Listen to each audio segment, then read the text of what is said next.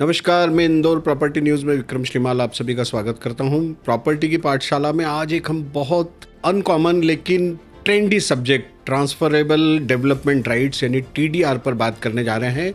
और हमारे साथ में इंदौर शहर के बहुत एमिनेंट गेस्ट और कहा जाए तो रियल एस्टेट के एक ऐसे अनुभवी व्यक्ति जो न सिर्फ रियल एस्टेट में डेवलपमेंट में काम कर रहे हैं बल्कि रियल एस्टेट लॉ और पॉलिसी पे भी काफ़ी वर्षों से काम करके इंदौर के बिल्डर्स के लिए हमेशा कुछ न कुछ करने की इच्छा रखने वाले।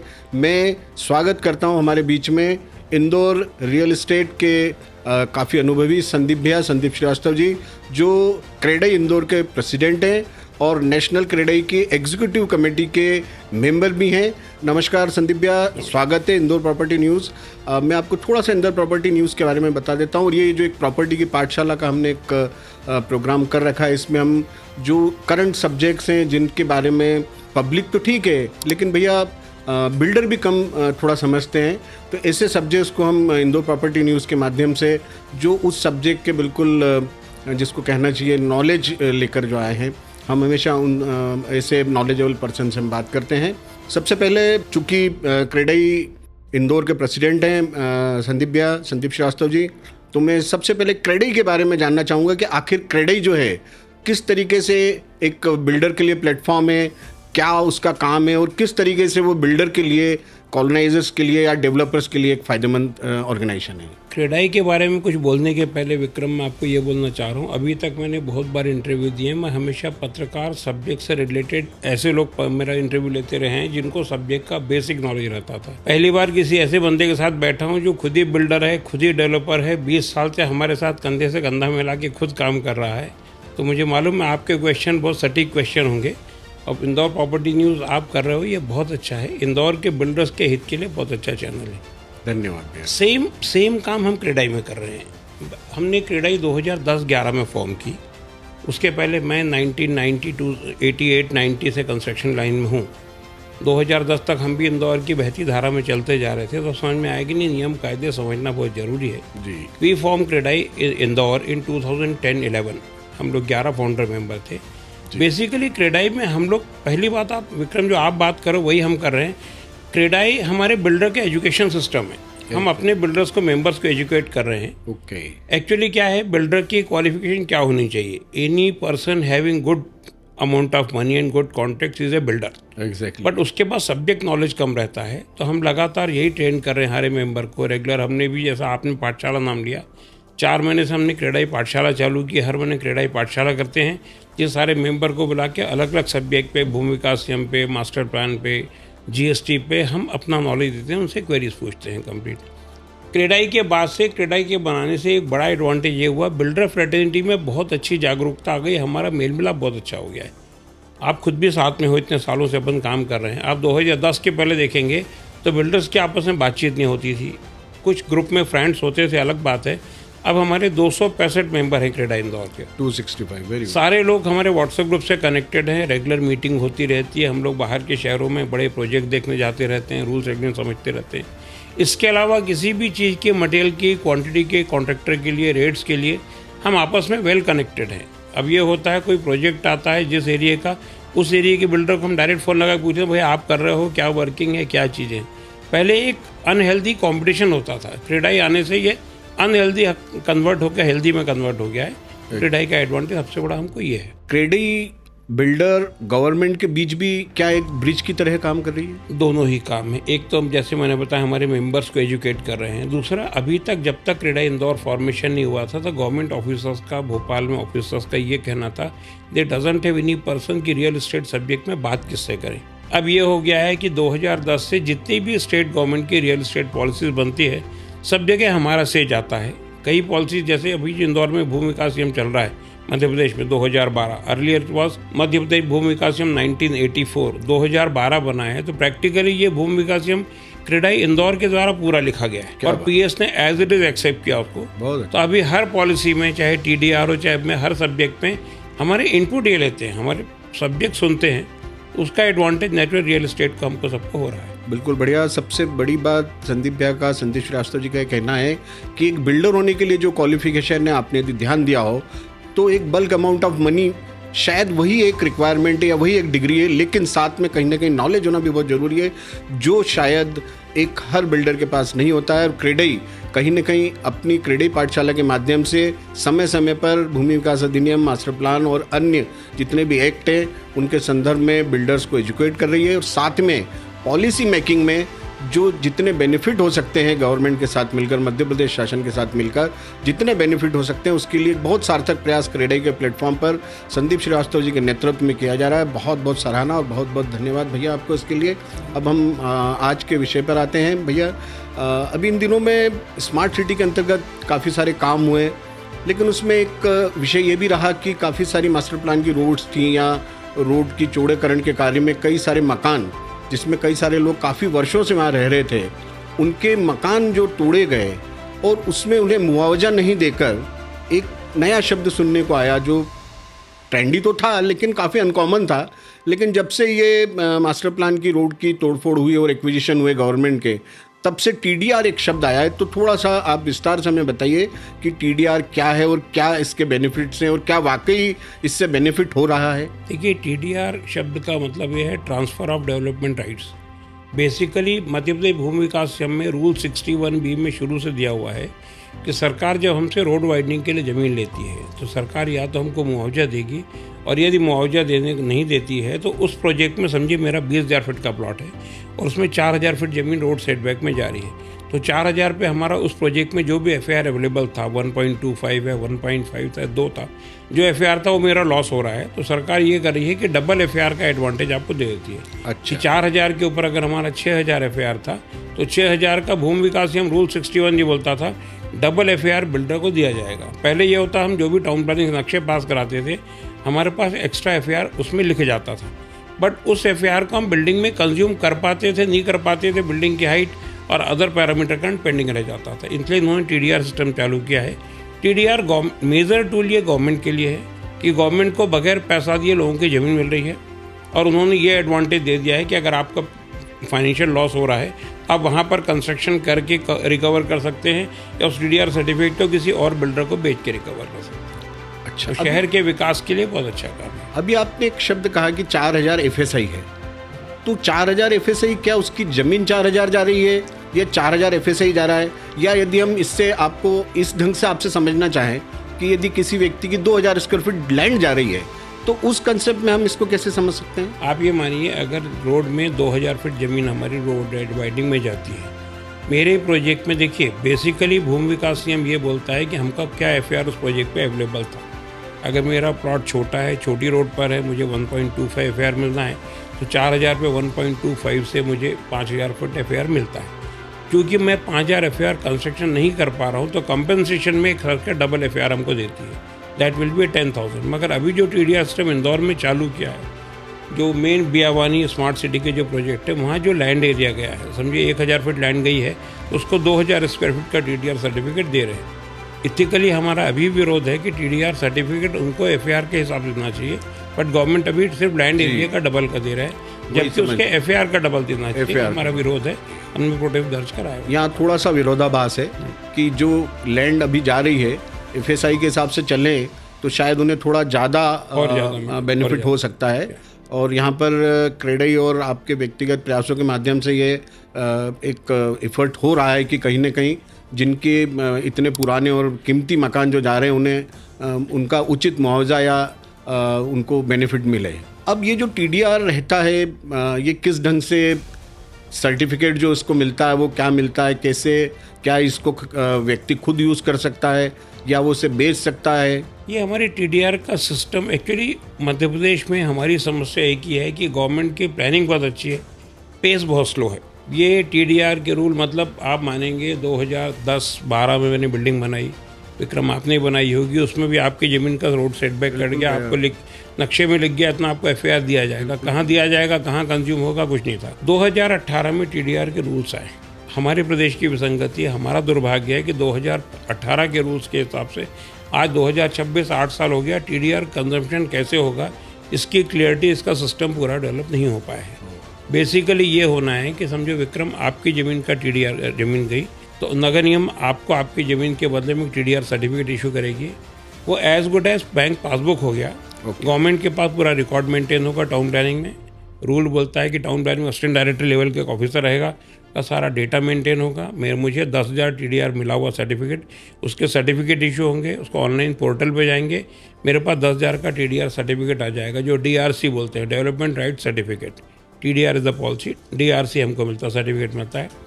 उसको मैं टाउन प्लानिंग पोर्टल पर जाता हूँ। उसके बाद मेरा TDR, विक्रम का TDR अगर संदीप श्रीवास्तव खरीदना चाहता है तो वो भी ऑनलाइन प्रोसेस है। हम आपसे ट्रांजेक्शन करके आपका TDR सर्टिफिकेट खरीद लेते हैं, ऑनलाइन पोर्टल पे जाते हैं, पोर्टल पे हमारे नाम चढ़ जाएगा।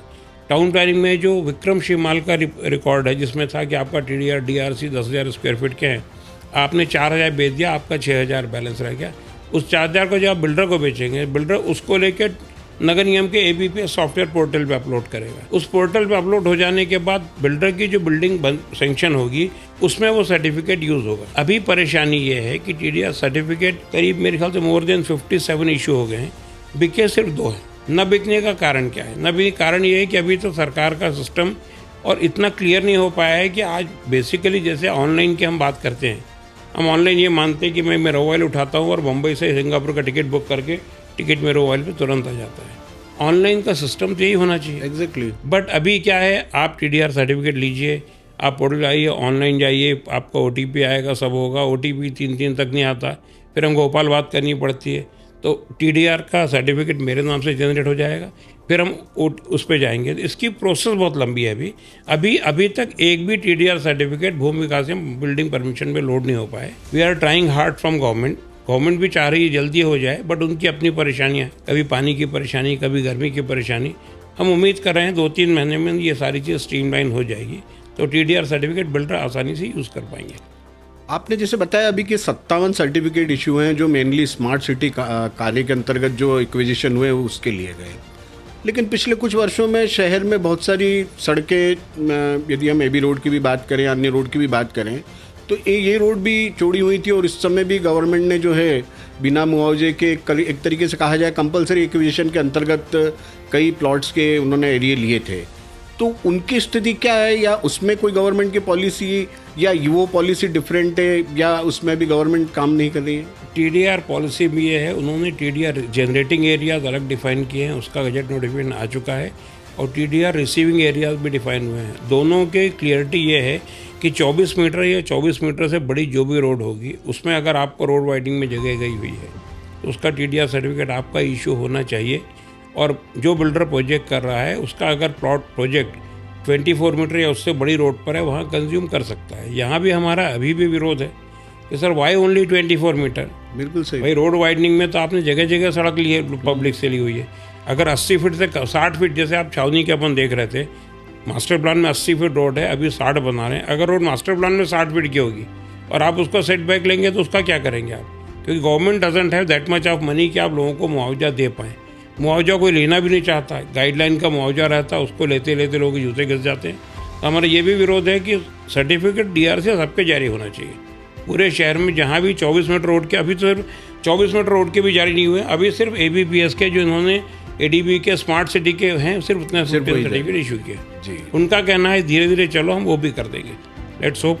बिल्कुल सही बात है। इसमें आपने एक बात बताई अभी कि जो सड़कें 24 मीटर से या उससे अधिक चौड़ी हैं वो ही रिसीविंग जोन रहेंगे और वही बेसिकली सेलिंग जोन रहेंगे। लेकिन यदि जिनकी, जैसे भी आपने ये विषय बताया कि मान लीजिए कोई 12 मीटर रोड है और वहाँ किसी कारण से कोई किसी प्रकार का एक्विजिशन होता है, तो उस स्थिति में क्या मुआवजा मिलेगा या मुआवजा भी नहीं मिलता है? मुआवजा तो कहीं मिलता ही नहीं जी, मुआवजा मिलता नहीं है। भूमि विकास नियम में रूल 61 भी बोलता है कि अगर आपकी रोड सेटबैक में जमीन जाएगी आपको डबल FAR दिया जाएगा। वो कब दिया जाएगा? जब जिसका प्लॉट पे आदमी मकान रेनोवेशन के लिए नक्शा लगाता है या खाली प्लॉट पे परमिशन लेता है।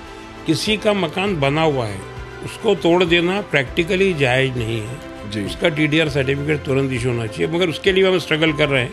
हमको उम्मीद है कि जल्दी ही हम सरकार से ये भी करवा लेंगे कि जो भी रोड वेट्स का कांस्टेंट क्यों होना चाहिए। आपने किसी भी आदमी की ज़मीन ले रहे हैं, या तो आप उसको कैश मुआवजा दे दीजिए। अगर मुआवजा सरकार देने की स्थिति में नहीं है तो फिर उस केस में आपको TDR सर्टिफिकेट सब जगह इशू करना चाहिए जी।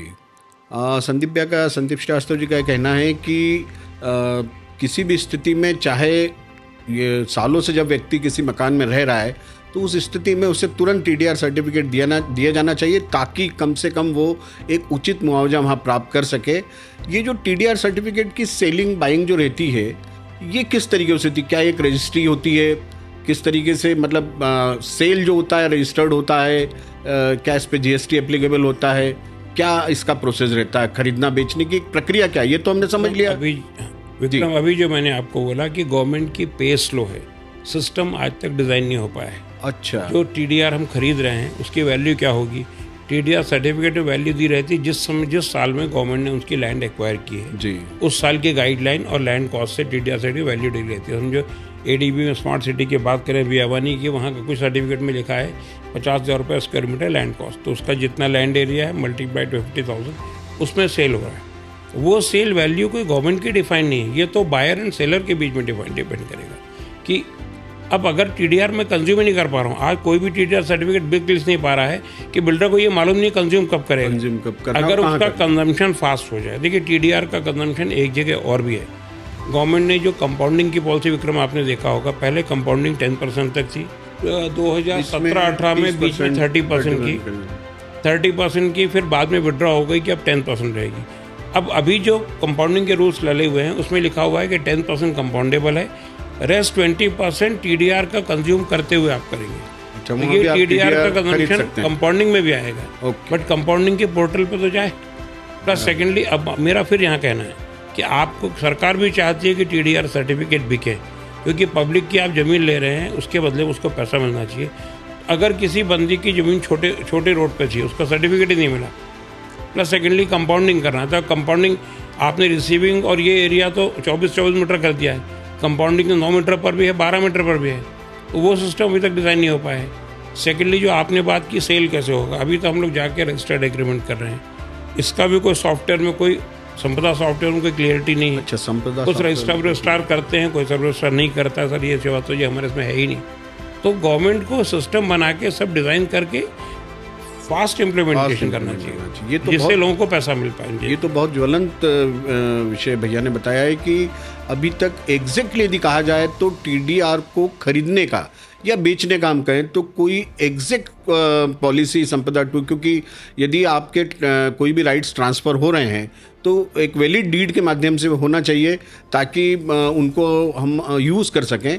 और जैसा कि भैया ने बताया कि इसके अलावा जो कंपाउंडिंग के हम आगे जाके यदि 10% जो वैलिड कंपाउंडिंग है, उसके अलावा यदि हम 20% और करना चाहते हैं तो वहाँ भी हम टीडीआर का यूज़ कर सकते हैं। अब समस्या जो यहाँ दिख रही है वो यही दिख रही है कि अभी तक टीडीआर को लेकर नियम बन गए हैं, और इसीलिए शायद संदीप भैया अभी तक जो आपने बताया कि 57 जो सर्टिफिकेट इशू हैं उसमें सिर्फ बिक नहीं पाए हैं, और शायद इसीलिए क्योंकि अभी तक बिल्डर्स यहाँ पर उसको यूज़ करने में बिल्कुल अभी सक्षम नहीं हो पा रहे हैं। एक चीज़ और, एक क्वेश्चन और अभी बीच में आ रहा था कि जब आप खरीदते हैं और उस जगह का गाइडलाइन एरिया और जहां आप यूज़ करते हैं उस जगह का गाइडलाइन एरिया, तो क्या ये दोनों चीज़ें भी खरीदने बेचने में कोई इम्पैक्ट करती है? बिल्कुल इम्पैक्ट करती है। प्रो राटा पे जाएगा। समझिए वहाँ का 5,000 रुपये स्क्वायर फीट की गाइडलाइन है प्लॉट की, और आपने 1,000 फीट दिया तो 5,000 से वो एलिशन आएगा जहाँ आप कंज्यूम कर रहे हैं, वहाँ की कंज्यूम जिस साल आप कंज्यूम कर रहे हैं सर्टिफिकेट पर, उस समय की गाइडलाइन रेट क्या है।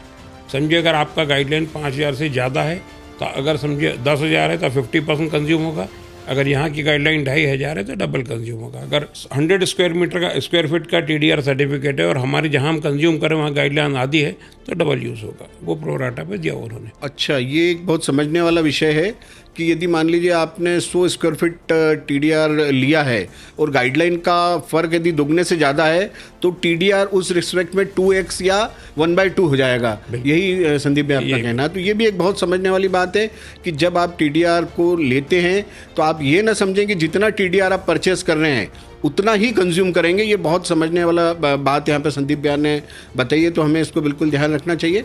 एक बात और थी अभी, जैसे उज्जैन में आने वाला सीएस थे और उज्जैन में भी काफ़ी कुछ डेवलपमेंट के काम हो रहे हैं, और वहाँ ये आया था कि वहाँ पर जो भी एक्विजिशंस हुए हैं गवर्नमेंट के और जो भी लैंड गवर्नमेंट ने ली हैं, तो वहाँ पर गवर्नमेंट ने उनको कैश जो है, मतलब जो कंपनसेशन दिया है वो कैश दिया है बनिस्बत टीडीआर के। तो ये कुछ पॉलिसी का डिफरेंस है या सिटीज़ को लेके कुछ डिफरेंस है? पॉलिसी तो सेम है। टीडीआर पॉलिसी पूरे मध्य प्रदेश के लिए बनी हुई 2018 की। बेसिकली सरकार को उज्जैन में जल्दी है, उनको सिंहस्थ के पहले पूरा डेवलपमेंट कंप्लीट करना है। इसलिए उनको जब तक किसानों से ज़मीन लेंगे नहीं तब तक वो डेवलपमेंट कैसे करेंगे, इसलिए उन्होंने इजी वे आउट ये निकाला कि अभी तो आप हमसे मुआवजा ले लो और हम यहाँ डेवलपमेंट कर देते हैं। बेसिकली तो वहाँ पर टीडीआर सर्टिफिकेट की बात है। क्या उसमें कुछ रेगुलेशंस एक्ट कुछ ऐसे हैं जहाँ पे मुआवजे का तो शुरू से है, बट ऐसा नहीं है। जो लैंड एक्विजिशन एक्ट आया था उसके हिसाब से आपको गवर्नमेंट को मुआवजा ही, पब्लिक को मुआवजा ही देना है जी। मतलब आप टीडीआर दे के नहीं कर सकते, मगर दोनों कॉन्ट्रैक्शन है। उज्जैन का फास्ट इसलिए किया है कि हमारे शासन को सिंहस्थ की तैयारी बड़े ज़ोर शोर से चल रही है, हम भी चाहते हैं स्वास्थ्य अच्छा हो। और उनको ये लगा कि अगर टीडीआर सर्टिफिकेट के चक्कर में सारे लोगों को समझाना डिफिकल्ट जाएगा, इजी वे आउट ये निकाल दिया उन्होंने, ये कर दिया जाए। यहाँ पर ये समझना जरूरी है कि पॉलिसी एक है, लेकिन सिंहस्थ को ध्यान में रखते हुए सरकार ने थोड़े से फैसले, चूँकि उनको जितने भी कार्य वहाँ पर हैं सिंहस्थ को लेकर वो जल्दी उनको पूर्ण करने, तो इसलिए उन्होंने मुआवजे का जो प्रावधान उज्जैन में रखा है। तो पॉलिसी का कहीं डिफरेंस नहीं है, क्योंकि कई बार कई लोगों के मन में ये विचार आता है कि कहीं ऐसी कोई पॉलिसी तो नहीं है कि मुआवजा भी मिल सकता है टीडीआर की जगह। तो कुल मिला के ये समझना जरूरी है कि 2018 की जो पॉलिसी आई है उसमें मुख्य रूप से सरकार का जो फोकस है वो टीडीआर पे ही है, कि ताकि गवर्नमेंट एक्विजिशन करके जो उनकी कई सारी रोड्स और अन्य परियोजना हैं उनको पूरा कर सके। ये जो टीडीआर है संदीप भैया, इसके थोड़ा सा हम पीछे जाते हैं। मध्य प्रदेश में या इंदौर, मध्य प्रदेश में भी कहा जाए तो एक तरीके से हर सेगमेंट में कैपिटल इंदौर ही है, जहाँ तक हो सकता है बड़े लेवल के कंस्ट्रक्शन डेवलपमेंट सब इंदौर में ही होते हैं। लेकिन महाराष्ट्र जैसे या जो अन्य विकसित राज्य यदि मैं कहूँ या उनकी बात करूँ, तो वहाँ पर ये कंसेप्ट काफ़ी पहले से थे। तो अपने यहाँ ये पहले से थे या नहीं थे, और क्या आने में क्यों देरी हुई इन सब चीज़ों में? भाई बेसिकली टीडीआर कंज्यूम वहाँ होगा जहाँ हाई राइज बिल्डिंग्स बनेंगी। जी हाँ, पहली बात टीडीआर हमको, टीडीआर का बेसिक फ़ायदा क्या है, मेरा 10,000 फीट का प्लॉट है, लैंड कॉस्ट मेरी 10 करोड़ रुपया है, मैं उस पर अभी 10,000 के ऊपर 20,000 कंस्ट्रक्शन कर पा रहा हूँ। अगर उसी में मैं 30,000 कंस्ट्रक्शन करूँगा तो land cost keeping the same, आपको ओवरऑल कॉस्ट कम हो जाती है। इसीलिए टीडीआर मेट्रो सिटीज़ में ही ज़्यादा चलता है, और स्पेशली बॉम्बे में मार्जिन्स बहुत अच्छे हैं, फ्लैट के प्रोजेक्ट के रेट्स बहुत अच्छे हैं। आप देखिए बॉम्बे में आप भी जाते हैं, हम भी जाते हैं, 5,000 रुपये, 10,000 रुपये, 75,000 रुपये, 80,000 रुपये के रेट है। यहाँ तो बिल्डर बहुत थिन मार्जिन पे काम करते हैं। तो यहाँ टीडीआर का कंजम्पशन बहुत ज़्यादा हो पाएगा या इसकी वैल्यू बहुत ज़्यादा आ पाएगी, इसमें बिल्कुल आशान्वित नहीं हूँ। आप देखिए क्रेडाई के तरफ से हमारी भी इच्छा ये है कि जनहित का काम है, क्रेडाई हम जनता के लिए भी काम कर रहे हैं, जो हमारे रियल एस्टेट में जो हमसे लेते हैं करते हैं उनके लिए, तो उनको ज़मीन का पैसा मिल पाए। इसलिए हम लगे हैं कि साहब 24 मीटर से कम की रोड के ऊपर आप टीडीआर सर्टिफिकेट दे दीजिए, उसको कंपाउंडिंग में एप्लीकेबल करा दीजिए। बट जैसा आपको मालूम है रियल एस्टेट का सीन बहुत अच्छा नहीं है, हाई राइज की डिमांड उतनी ज़्यादा नहीं, फिर भी अभी तो पिछले 1 साल से इंदौर में अच्छे प्रोजेक्ट आ रहे हैं। बट ये टीडीआर कंज्यूम कैसे होगा? अभी तो ये सिर्फ 57 नहीं बेच पाए। पूरे शहर में हमने लाखों फुट ज़मीन रोड में दी हुई है, उसका लाखों का डबल एरिया हमको टीडीआर सर्टिफिकेट, कौन खरीदने वाला उसको? तो टीडीआर का मैं आशान्वित नहीं हूँ, बहुत ज़्यादा कंजम्पशन हो पाएगा, कंपाउंडिंग में होगा, कंपाउंडिंग के मैं खिलाफ हूँ। भाई 30% कंपाउंडिंग क्यों होनी चाहिए? अगर आपको 30% कंपाउंडिंग करनी तो मुझे एफआईआर ही 30% भी बढ़ा दीजिए ना। जी जी। भाई कंपाउंडिंग का मतलब ये होता है कि बिल्डर ने त्रुटिवश एरिया ज़्यादा बना लिया, उसको कंपेंसेट करने के लिए आपने उस पर पेनल्टी लगा के रेगुलाइज कर दिया। बट 30% रेगुलाइजेशन नहीं होता है, और अगर सरकार को 30% करना भी है तो why don't they increase the FIR of the city? Exactly, तो बढ़ जाएगा। बट गवर्नमेंट को रेवेन्यू से मतलब है। मध्य प्रदेश में हमको सबसे बड़ी समस्या है, स्टेट गवर्नमेंट सिर्फ रेवेन्यू जनरेशन मॉडल को देख रही है और किसी पब्लिक के हित को बहुत कम देख रही है। बिल्कुल सही। जैसे उज्जैन की बात करें, उनकी प्रायोरिटी काम कराना है, इसलिए उन्होंने मुआवजा दे दिया। उनकी प्रायोरिटी ये क्यों नहीं है कि 2016 में जिन लोगों को जमीन जिनकी लेके तोड़ के आपने स्मार्ट सिटी बना दी, उनको अगर नहीं बिक रहे उनको पैसा दीजिए आप। बिल्कुल सही बात। मगर गवर्नमेंट प्रायोरिटी सिर्फ रेवेन्यू मॉडल पे चलती है। जैसे मैं क्रेडा में हट के बात कर रहा हूँ, स्टैम्प ड्यूटी सब ज़्यादा एमपी में है, 12.5%। पूरे इंडिया में कहीं 7% से ऊपर नहीं है, 3 से 7% भी हमारे यहाँ 12.5% है। तो गवर्नमेंट रेवेन्यू कम नहीं करना चाहती, ये सारे सिस्टम सिर्फ रेवेन्यू जनरेशन के चल रहे हैं। बट टीडीआर सर्टिफिकेट की वैल्यू बहुत ज़्यादा आएगी, इससे मैं बहुत ज़्यादा होपफुल नहीं हूँ। टीडीआर की वैल्यू तभी आएगी जब बिल्डिंग में इंदौर में आप हाई राइज दे दीजिए, अप्रूवल अच्छे दे दें। अच्छा, सेकेंडली हाई राइज अप्रूव हम कंज्यूम करेंगे कैसे? आप समझिए एबी रोड पे मैंने, मेरा खुद का 11,000 फीट का एक प्लॉट था, मैंने 2012 में वहाँ बिल्डिंग बनाई जी। मेरी 5,000 फीट जमीन रोड सेटबैक में चली गई जी। अब 11,000 पे मुझे 18 मीटर हाइट की बिल्डिंग बनाने की पात्रता थी। जी, जैसे ही प्लॉट कम हुआ उन्होंने सरकार ने बोला सर आपका नेट प्लॉट एरिया कम हो गया है, मैं अगला सवाल वही पूछना अब आपको बिल्डिंग 12.5 मीटर की मिलेगी।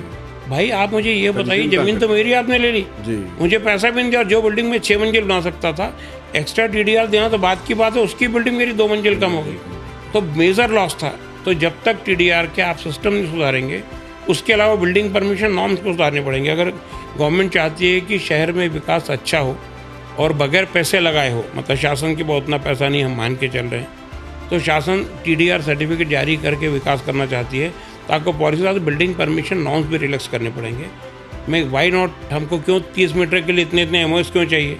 आपने हमने राइटिंग में लिख के 6 बार दिया हुआ है कि आप नेशनल बिल्डिंग कोड के नॉर्म्स ले लीजिए, आप बिल्डिंग अच्छा, स्पेशली अगर विक्रम भाई आपका प्लॉट लेके मैंने 11,000 में आपका 45% प्लॉट एरिया ले लिया, तो मुझे कंपनसेशन आप सर्टिफिकेट दे रहे हैं, मुझे रिलैक्स कर दीजिए कि MOS आपका कम रहे। Keeping the fire fighting norm same, उसको ध्यान में रखते हुए आप उसकी बिल्डिंग हाइट परमिट कर दीजिए, तो कंजम्पशन होगा। अभी क्या हो रहा है कि आप छोटे प्लॉट पे कंज्यूम नहीं कर सकते, अब बड़े प्लॉट में हर आदमी हाई राइज तो नहीं बनाएगा। जिस दिन सरकार छोटे प्लॉट पे भी कर देगी, छोटे प्लॉट में इशू क्या है देखिए, 4,000, 5,000, 10,000 तक के प्लॉट में छोटी बिल्डिंग पे सब तरफ 10 फीट से 15 फीट MOS रहता है, विच इज़ क्लियरली कंपाउंडेबल, वहाँ फायर का कोई इशू नहीं। 10 फीट MOS छोड़ के आदमी बंगला बनाता, साइड तक बना लेता है। अगर आप MOS में भी कर लेंगे, सब कुछ कर लेंगे, तो मकानों की भी कंपाउंडिंग होने लग जाएगी। बिल्कुल सही। तो पॉलिसी उनको सुधारनी पड़ेगी, बिल्डिंग परमिशन नॉर्म्स रिवाइज करने पड़ेंगे कि हम TDR कंज्यूम कर पाएँ। हाँ, मैंने महाराष्ट्र, मुंबई में देखा है कि 5-5 हज़ार स्क्वायर फीट के प्लाट पे 9 मंजिल 10 मंजिल बिल्डिंगें वहाँ बनी हुई हैं TDR को यूज़ करते हुए। और मेरा ऐसा मानना है कि किसी भी शहर का विकास यदि होता है तो उसकी वर्टिकल जो डेवलपमेंट है उससे शहर सुंदर भी होता है और उसका विकास भी होता है, लेकिन शायद अभी तक सरकार इस दिशा में बहुत ज़्यादा प्रयास नहीं कर पा रही है। लेकिन क्रीडे के माध्यम से, जैसा भी संदीप श्रीवास्तव जी ने बताया, कि निरंतर प्रयासरत है कि ऐसी कोई पॉलिसी बने ताकि वर्टिकल डेवलपमेंट भी हो। और जब तक वर्टिकल डेवलपमेंट को गवर्नमेंट फोकस नहीं करेगी तब तक TDR को हम सेल परचेस करने में इतना फोकस नहीं कर पाएंगे। ये बहुत थोड़ा सा दुर्भाग्य की बात है, लेकिन हम उम्मीद करते हैं कि संदीप भैया के नेतृत्व में क्रीडे के माध्यम से जल्दी ही इन सब समस्याओं का समाधान होगा। एक बात और है, आपने बताया कि 3 सर्टिफिकेट अभी सेल हुए हैं, तो वो सर्टिफिकेट निसंदेह बिल्डर्स नहीं लिए होंगे, आम आदमी तो ये सर्टिफिकेट से उसका कोई काम आना ही नहीं है। कुल मिला के एक बात ये भी होगी कि TDR जो भी इशू होगा किसी भी जिसका मकान है और जो उसकी लैंड गई है, तो उसके लिए परचेसर तो कुल मिला के बिल्डर ही है। तो कहीं ना कहीं ये एक प्लस की बात है, माइनस की बात है। और दूसरी बात है कि जिन्होंने लिए हैं क्या वो अभी यूज़ कर पा रहे हैं, और यदि नहीं यूज़ कर पा रहे हैं तो उसका क्या कारण है? यूज़ अभी कर नहीं पा रहे हैं क्योंकि इस सब सिस्टम से चेंज करके, करेक्शन करके हम टाउन प्लानिंग के पोर्टल पे जाएं, अल्पास के पोर्टल पे, फिर ABBS के पोर्टल, फिर हमारी बिल्डिंग परमिशन कंज्यूम हो पाए। जब तक ये फुल रूप 5-7 प्रोजेक्ट की अप्रूवल नहीं हो पाएगी तब तक कोई नया बिल्डर हिम्मत नहीं करेगा। जिसका हम TDR सर्टिफिकेट लेना उसको तो पैसा मुझे आज देना है, वो आदमी बरी हो गया। अब मेरा अगर मैं साल 1.5 साल यूज़ नहीं कर पाता हूँ तो मेरा इंटरेस्ट कॉस्ट क्या जा रही है? अच्छा, मुझे क्लियरिटी भी नहीं कब यूज़ कर पाएंगे। बिल्कुल सही बात। इस गवर्नमेंट की पॉलिसीज़ बहुत स्लो है, मैंने आपको बताया, जबकि हम और सरकार एक दूसरे के, बिल्डर और सरकार एक दूसरे के पूरक हैं। जैसे विक्रम भाई आपने बोला हाई राइज शहर की रिक्वायरमेंट, मैं खुद भी एग्री करता हूँ कि जब तक आप हाई राइज जब तक नहीं जाएंगे, इंफ्रास्ट्रक्चर पर लोड कम होगा, लोग शहर के अंदर रहेंगे, ट्रांसपोर्टेशन कॉस्ट कम होगी, मगर साथ में शहर में इंफ्रास्ट्रक्चर की बहुत ज़रूरत है। जब तक इंफ्रास्ट्रक्चर नहीं होगा रियल इस्टेट ग्रो नहीं करेगा। रियल इस्टेट के लिए सरकार को पैसा चाहिए। If they doesn't have money तो आपको TDR जैसी पॉलिसीज़ को फास्ट इम्प्रोवाइज करें, छोटे प्लॉट पे दें, सब पे दें। इवन जैसे अभी 3 दिन पहले कमिश्नर नगर निगम से हमारी मीटिंग हो रही थी, why compounding is necessary for, मैं आपके TDR सर्टिफिकेट पोर्टल से सब्जेक्ट से हट के बात कर रहा हूँ। जी जी। कंप्लीशन सिर्फ बिल्डर को क्यों चाहिए? आप तो खुद भी बिल्डर हो जी। आपको पता, भूमि विकास नियम बोलता है कि जो भी आदमी अपना मकान निर्माण करेगा, बहुत निर्माता, उसको पूर्णता प्रमाण पत्र लेना है। बट पूर्णता प्रमाण पत्र सिर्फ बिल्डर से मांगा जाता है। बिल्कुल सही बात। एक सिरे से आप एयरपोर्ट से लेके बाईपास तक चल जाए, एक भी बंगला नहीं मिलेगा, मुश्किल से 1% मिलेगा जिनके पास CC हो। जिस दिन सरकार कंप्लीशन सर्टिफिकेट उस पर ही मस्त करेगी कि कंपलसरी उनको भी लेना आवश्यक है। मकानों में भी डेविएशन होता है, तो जब वो उनका कंप्लीशन मस्त करेंगे तो वो भी TDR परचेज करेंगे। अभी TDR सिर्फ बिल्डर को लेना है जी। सरकार को अगर TDR बेचना है, सरकार को अगर विकास कार्य करना है और लोगों को सर्टिफिकेट देख करना है, तो आपको छोटे प्लॉट पे करना पड़ेगा। हर बंगले का कंप्लीशन सर्टिफिकेट कंपलसरी करना चाहिए। रूल में तो आज भी है, मांगते नहीं है, सिर्फ बिल्डर से मांगते हैं और आम आदमी नहीं मांगते। बिल्डर से मांगने के कारण भी आप लोगों को पता है क्या होते हैं, बिल्कुल सही, इसलिए सिर्फ हमसे मांगे जाते हैं। ये सबके लिए कंपलसरी कीजिए, बहुत अच्छी पॉलिसी है। बिल्कुल सही बात है। और जीडीपी में इतना बड़ा योगदान देने वाली हमारी इस कंस्ट्रक्शन इंडस्ट्री को शायद गवर्नमेंट सिर्फ पैसा उगाने के लिए टारगेट करती है, ऐसा आप समझ सकते हैं। और इसमें जैसा कि अभी भैया ने बताया कि जो इंडिविजुअल बेंगलोज बना रहे हैं या इंडिविजुअल ऑनर हैं लैंड के और वो अपना खुद का घर बना रहे हैं, तो कहीं ना कहीं पॉलिसी के अंतर्गत जितने भी सर्टिफिकेट हैं कार्य प्रारंभ से लेकर कार्य पूर्णता तक, कहीं ना कहीं वो भी इस दायरे में यदि लाए जाएं तो ये जो टीडीआर की पॉलिसी है इससे गवर्नमेंट को रेवेन्यू भी बहुत अच्छी जनरेट होगी।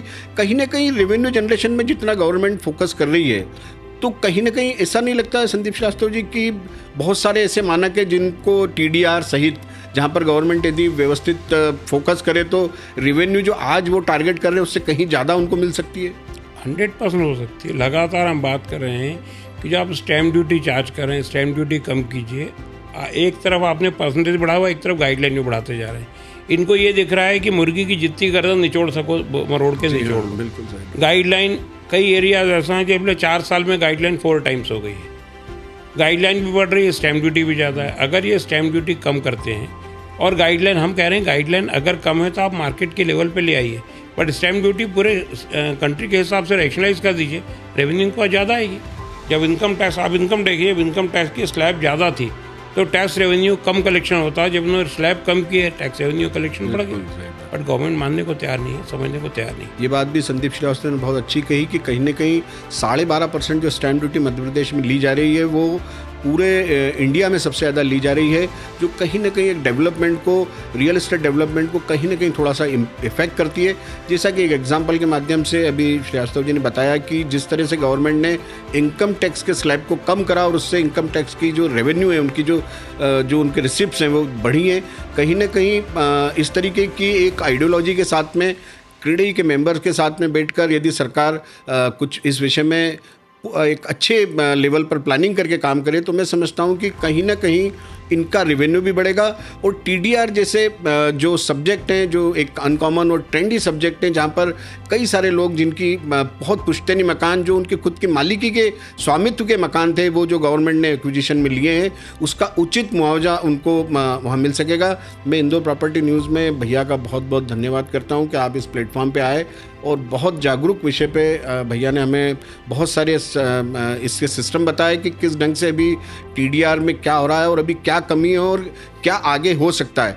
ऐसी कोई बात भैया जो शायद हम बात कर रहे हो और अपनी बात में रह गई हो या आप बताना चाह रहे हो? तो पहले तो मैं विक्रम भाई आपको बधाई देना चाहूँगा कि इतने अच्छे सब्जेक्ट पे आपने पॉडकास्ट शुरू किया। थैंक यू भैया, थैंक यू। मतलब ये सब्जेक्ट सिर्फ शहर के हित का है जी, ये सिर्फ बिल्डर का नहीं है, ये आम आदमी का सबका है, तो ये सबके हित का है। टीडीआर पॉलिसी जितनी अच्छी आएगी उतना अच्छा रहेगा।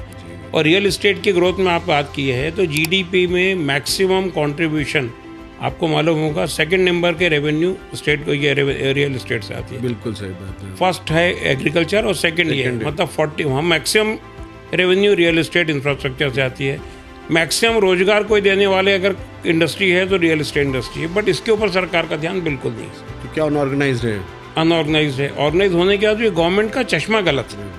भाई आप ये देखिए ना, पीथमपुर में 10 फैक्ट्री आती है, 4 फैक्ट्री डूबने लगती है, सिग्नेट हो जाती है, दूसरे बैंक उसको लोन देती है, गवर्नमेंट टेक ओवर करती है, सपोर्ट करती है, और कोई बिल्डर बिल्डिंग बनाता है और बिल्डिंग बनाते के फ्लैट पूरे नहीं बिके। अब हाई राइज बिल्डिंग आपने बोल तो दिया, आज भी डिफ़िकल्ट एक्सपेक्ट ये है कि मैंने 17 मंजिल बिल्डिंग बनाई, अगर मेरे 4 मंजिल के बाद बाकी फ्लैट नहीं बिके तो पूरी बिल्डिंग अगर बिल्डर जेब के पैसे से बना देगा तो उसको पैसे का 1 रुपये का इंटरेस्ट भी नहीं निकलेगा जी। आप तो गवर्नमेंट का देख लीजिए, सुपर कॉरिडोर की स्कीम गवर्नमेंट की कितने साल पुरानी है। जब गवर्नमेंट खुद प्लॉट ना बिकने पे डेवलपमेंट नहीं कर पाती है तो बिल्डर से कैसे एक्सपेक्ट करते हैं? सही बात है। बट हमारे यहाँ क्या है कि 3 साल की टाइम लिमिट है नक्शे की। आप प्रोजेक्ट किसी भी कारण से, भाई मार्केट सपोर्टिव नहीं है, कोविड आ गया, भूकंप आ गया, सेंटिमेंट्स खराब है, ईरान इराक आ गया, अभी इस समय क्या है 25 से 30% प्राइसेस बढ़ी हुई हैं। बिल्कुल। बट रियल एस्टेट में एस्केलेशन क्लॉज नहीं होता है, हमको सबको एब्जॉर्ब उसको ही करना है। अब अगर प्रोजेक्ट टाइमली कंप्लीट नहीं होता 3 साल में, तो 3 साल वो बोलते हैं आपका प्रोजेक्ट रिन्यूअल के लिए फिर आइए 2 करोड़ 3 करोड़ फीस जमा कर दीजिए। ये सब क्यों है? आप गवर्नमेंट इसको सपोर्ट क्यों है? रियल एस्टेट जो आप इंदौर शहर नहीं पूरे इंडिया को देख लीजिए। इंदौर शहर को, विक्रम आप भी पिछले 40 साल से इंदौर में हो, इंदौर की ग्रोथ में अगर रियल एस्टेट सेक्टर के बनाए हुए मॉल्स बिल्डिंग को हटा दीजिए तो इंदौर जंगल हो जाएगा। बिल्कुल 15% ग्रोथ गवर्नमेंट की है और 85% बिल्डर की है। बिल्कुल सही। इसलिए गवर्नमेंट को तो हमारे ऊपर ध्यान देना ही चाहिए। संदीप श्रीवास्तव जी का कहना है कि गवर्नमेंट जो इतना जीडीपी में योगदान देने वाला सेक्टर है, और खासकर 2 टियर 3 टियर सिटीज़ की यदि हम इंदौर और इस तरीके के शहरों की बात करें तो वहाँ पे तो लगभग डेवलपमेंट ही रियल एस्टेट के दम पे हो रहा है। फिर भी दुर्भाग्य है कि सरकार कहीं ना कहीं इस सेगमेंट के साथ में थोड़ा सा अछूता व्यवहार कर रही है। सरकार को सपोर्टिव वे में आना ही होगा। इसके लिए क्रीडई के माध्यम से संदीप श्रीवास्तव जी और बाकी अन्य संस्थाओं के माध्यम से बिल्डर लॉबी पूरी एक्टिव है। लेकिन देखते हैं आगे क्या होता है। आज एक बहुत अच्छी और सार्थक चर्चा हमारी संदीप श्रीवास्तव जी के साथ में हुई है। आगे भी चूंकि रियल एस्टेट लॉ जिसे मैं यदि शब्द कहूँ तो इतने 40-50 वर्षों का जो संदीप श्रीवास्तव जी का अनुभव है, जिसमें अर्बन प्लानिंग के साथ में उन्होंने न सिर्फ जितने अपना नॉलेज है उसको उन्होंने उस नॉलेज को उन्होंने इम्प्लीमेंट करा है, साथ ही उस नॉलेज को अब वो एक पाठशाला के माध्यम से अन्य बिल्डर्स और डेवलपर्स को जागरूक भी कर रहे हैं और उन्हें नॉलेजेबल भी बना रहे हैं। मैं संदीप श्रीवास्तव जी को इंदौर प्रॉपर्टी न्यूज़ प्लेटफॉर्म के माध्यम से बहुत बहुत धन्यवाद देता हूं और ये उम्मीद करता हूं कि आने वाले अन्य हमारी प्रॉपर्टी की पाठशाला में ऐसी ज्वलंत विषय पे हम पुनः भैया के साथ बैठेंगे। धन्यवाद। बिल्कुल, धन्यवाद।